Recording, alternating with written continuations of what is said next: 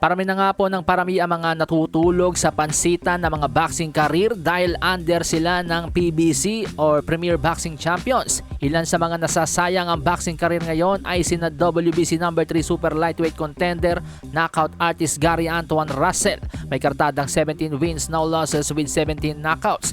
6 na buwan na pong hindi nabibigyan ng laban ang halimaw na ito. Kasama rin sa listahan ng undefeated WBA regular World Welterweight Champion Eimantas Stanionis. May kartadang 14 wins, no losses with 9 knockouts. Magdadalawang taon na pong hindi nabibigyan ng laban ang kawawang undefeated welterweight champion.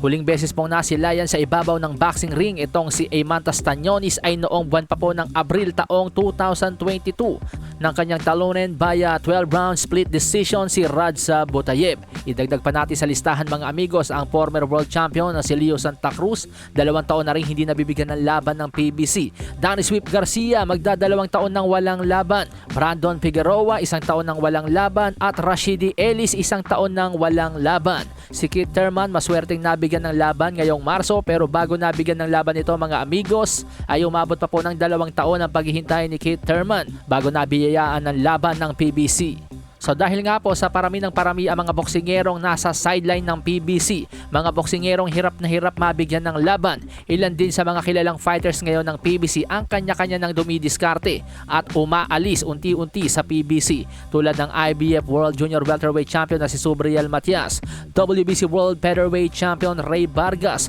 at ngayon pati si Elvis Rodriguez, may kartadang 15 wins, 1 loss with 13 knockouts, ay umalis na rin po sa PBC. Tulad ni Subriel Matias, pumirma na po ngayon si Elvis Rodriguez sa matchroom ni Eddie Hearn.